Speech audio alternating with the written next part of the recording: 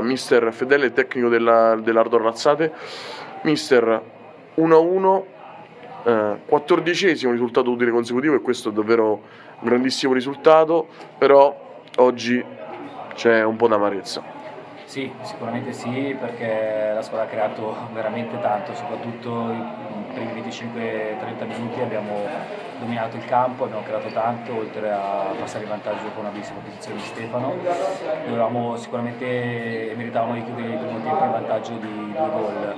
Loro sono stati bravi e noi disattenti su una situazione di calcio d'angolo, e poi dopo loro, galvanizzati dal gol, sono resi protagonisti di una partita comunque attenta, e noi, anche creando abbastanza anche nel secondo tempo, non siamo riusciti poi a portare a casa 3 punti che sono stati molto importanti.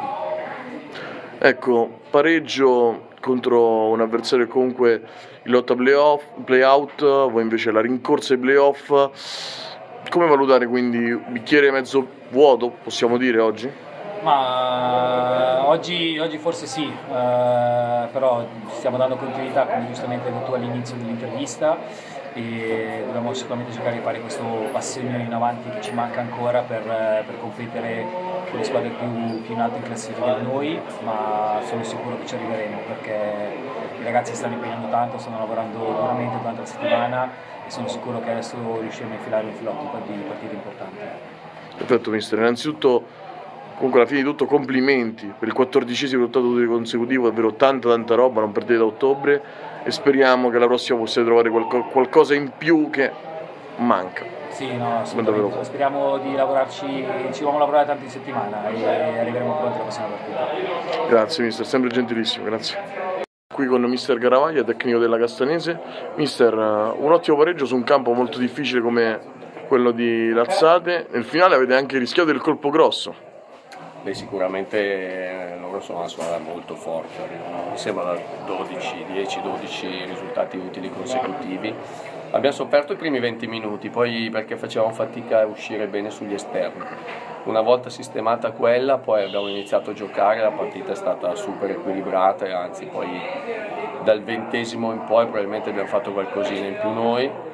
Spiace per quell'occasione finale che se va giù gli dà rigore, ma se stai in piedi devi far gol, e quindi in quella situazione lì devi avere un pochino più di lucidità, però niente, in questo momento guarda, mi sento solo di fare i complimenti ai ragazzi, perché dal girone di ritorno in avanti noi stiamo giocando alla pari con tutti, poi vincere o perdere o pareggiare, ma da episodi, quindi adesso ci siamo e bisogna continuare così.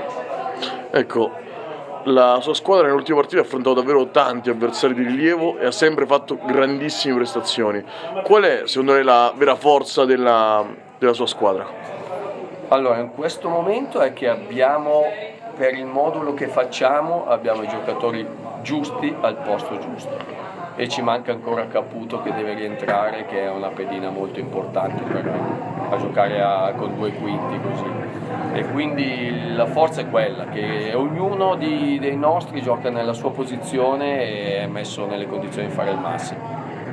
Perfetto mister, grazie, gentilissimo e sempre esaustivo come sempre. Grazie. Buonasera.